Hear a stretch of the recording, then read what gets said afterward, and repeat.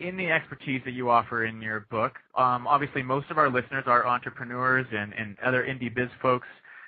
What general advice would you give them during this time? Obviously you're telling us hold on to your assets, don't go selling right now, but as far as business moves right now, are there some smart things that they can do? What are maybe the top 2 pieces of advice that you would suggest?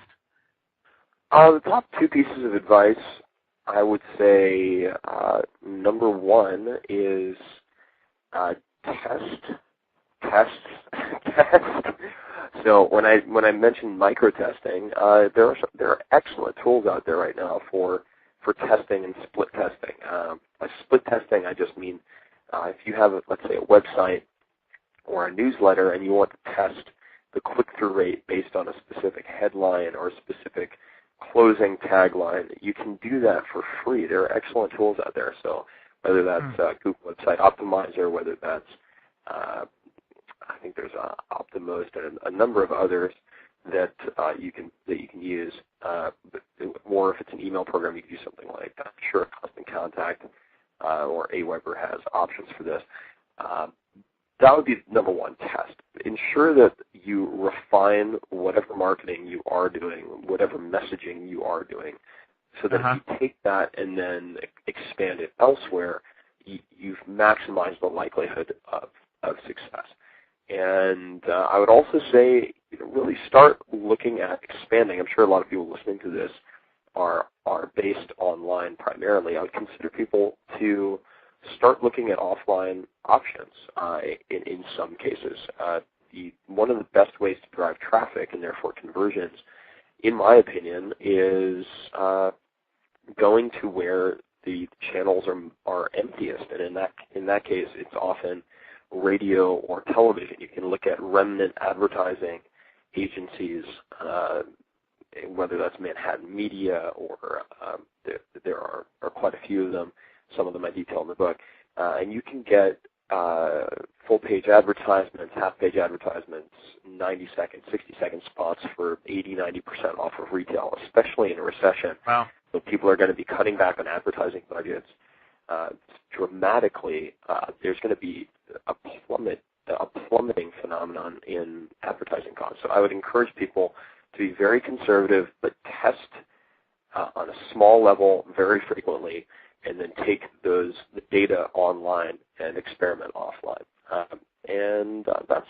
Those would be, I think testing is my first and second recommendation, but if I had to give a separate recommendation, it would be to do ruthless 80-20 analysis. So just to, I know you mentioned it earlier, but just to put that in concrete terms, really focus on the critical few and eliminate or ignore the trivial many, meaning identify the 20% of customers that are producing 80% of your profit. Identify the 20% of products or services that you offer that are producing 80% of your profit. And either get rid of the rest or stop spending time on them. And really profile those products and customers that work and try to duplicate them. So focus on... Why do you think, Timothy, that's so hard for people to do? I mean, it's so clear that that's an obvious thing that we should do, and I'm sure all of us have heard it to some degree. Why is it so hard for people to really look at how effective their time is and who the real, the 20% customers that are giving them the 80% income? Why is that so hard?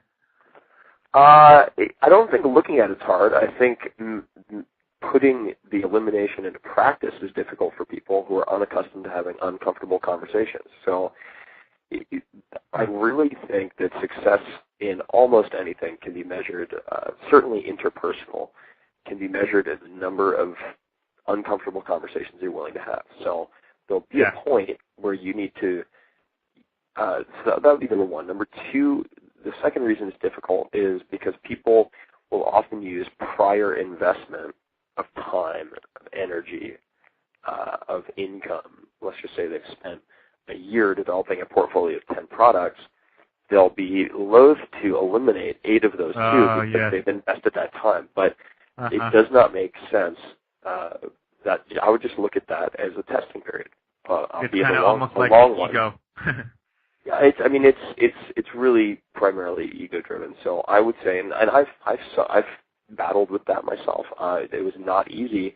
In my own case, I looked at 120 wholesale customers, recognized that about 8 of them were producing more than 95% of my profit, and I think it was 5 actually. And of those 5, there were 2 or 3 who were professional ball breakers. I'm not going to sugarcoat the term. I mean, they were pains in my ass, and they would berate me and my employees, and they just took great pleasure in being difficult to work with and having unreasonable demands. And I realized that it was carrying over into my personal life. It would keep me up at night. I took it as a cost of business.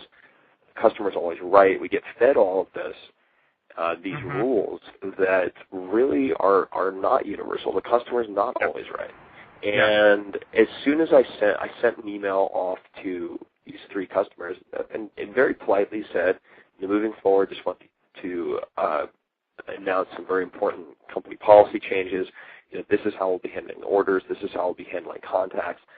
And they're essentially conditions for doing business with us, but presented as company policy changes, which they were, and said, if we really appreciate your understanding in our effort to better serve all of our customers.